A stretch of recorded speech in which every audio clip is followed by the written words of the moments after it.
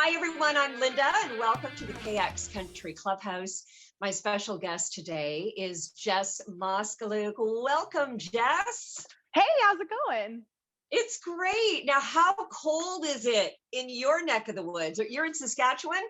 Yeah, it's too cold here. That's how cold. It's like, I actually don't know what the temperature is right now, but this is the coldest it's been all winter. It got down to like in the minus 40s at least. It's cold, too cold. So when they say don't go out, you don't want to go out anyway. Oh yeah, you listen. I went and got groceries the other day, and just from the act of putting my groceries into my car froze my hands and took me like 5 minutes. So Wow. we're stocked Crazy. up now. I'm not going out there. Okay. Well, it's nice and toasty in here. And first of all, I want to say congratulations on your first #1 song for Country Girls.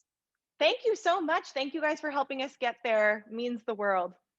That was absolutely amazing. And that song, along with, that's one of 11 tracks that's going to be on your brand new album, The Demos. Yes, super excited.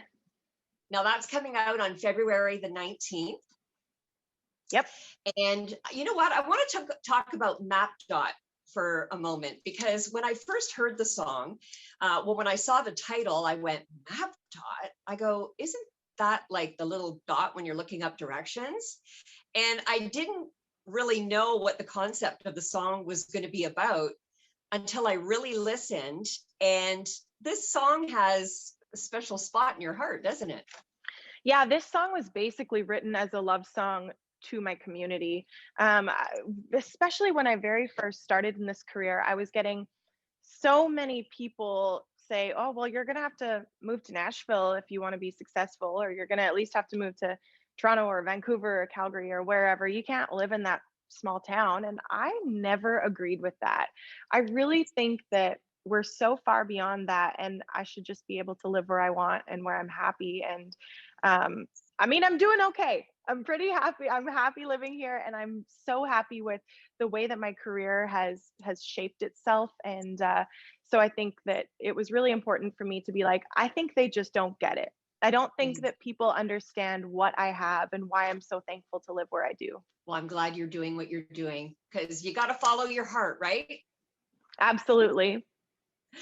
Tell us a little bit about, you met Australian country star Travis Collins, and he is actually on your album. Yes, and I'm so thankful that he's on my album. I met Travis back in 2019. I was about to go to Australia for my very first Australian shows, but I needed a band over there, which I did not have. So Travis was kind enough.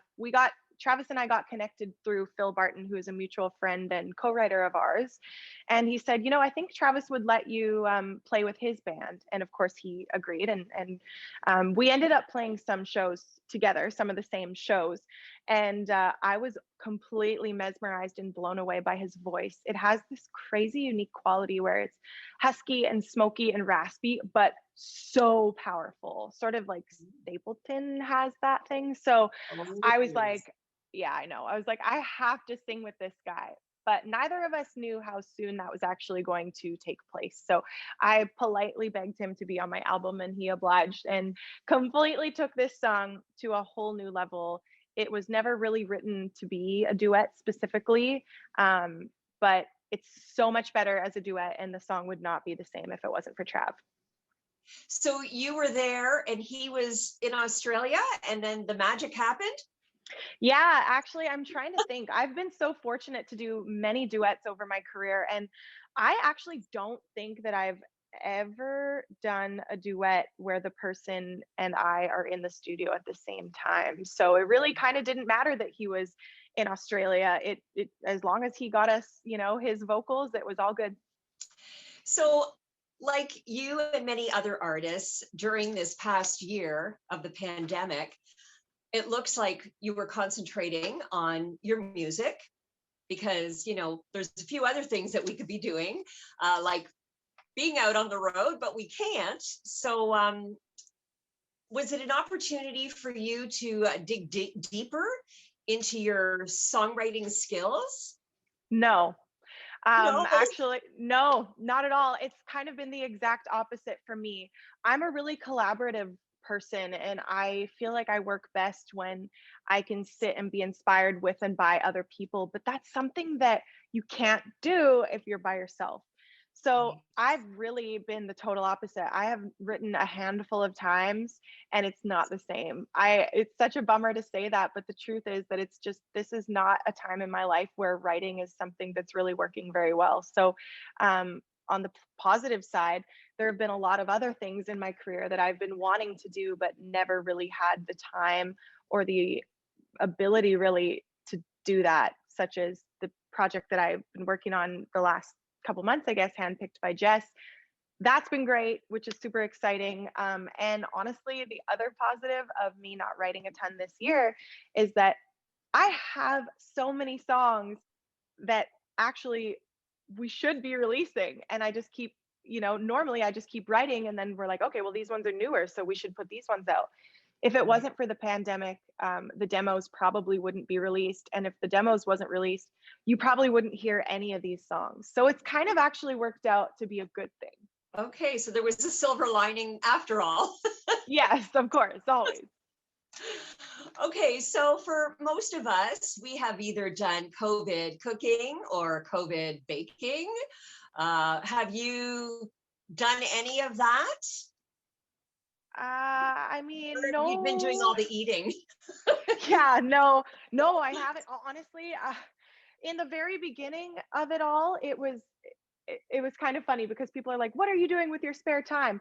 But so many people were asking us what we were doing with our spare time that we ended up doing interviews in our spare time. So I haven't had a ton of spare time, but in the very beginning, I had a little bit, and I wallpapered a few rooms. But other than that, it's really just been I've been filling up my spare time with other work things. So I'm kind of boring. I'm definitely a workaholic, and there hasn't been a lot of like exciting activities other than just new and exciting projects in terms of my career that I've been working on. So boring. Okay. Yeah. But no Netflix? Have you been watching anything?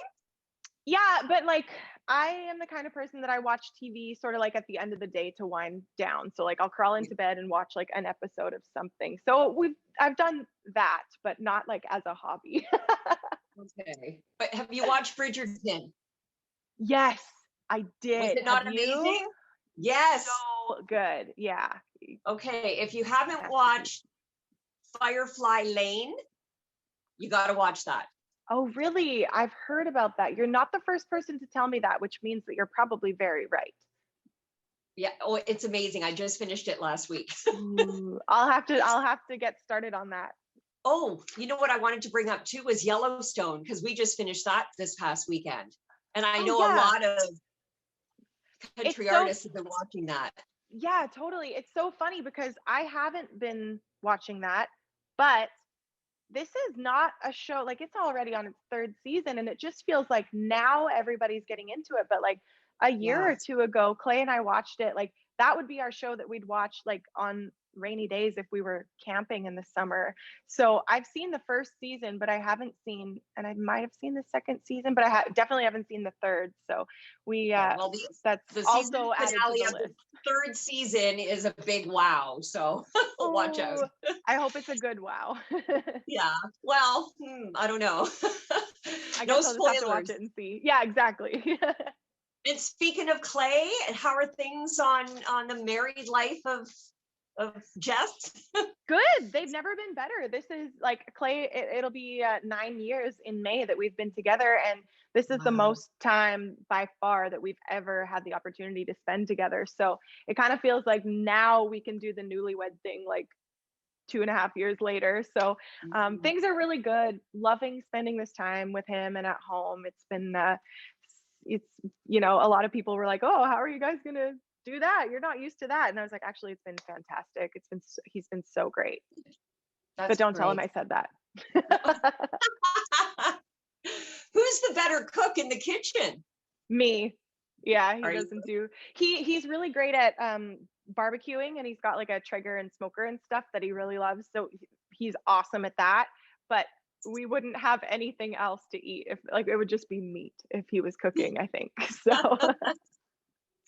Okay, I have to ask because I saw you on social media the other day, and I think you said you were wearing fuzzy slippers during these? your and she is. That's Yep. great. Yeah, I gotta do it. I'm dressed. I even put real pants on for you guys today, but sometimes I'm like, I can get away with sweatpants today, right? But I had to do the slippers. It's a ritual now.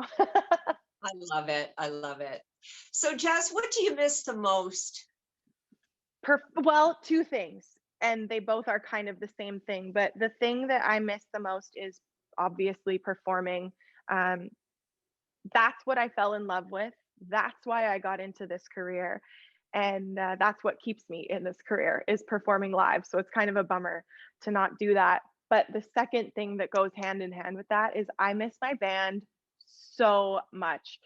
Those Mm, people, we call them our road family because they're truly a family and you see them more than you see your own family a lot of the time. So I miss them a lot. We had like a Zoom Christmas party and we're like, oh, we'll just stop on and say hi and have a drink, catch up. We were on there for like 4 or 5 hours, oh, um, just talking. So it's been really hard. I haven't seen my drummer in over a year, or my bass player in over a year. The other boys I've run into, and we've had a few things that we could do, but like it's been too long, and I'm really missing some of the people in my life that I sure. only see on the road.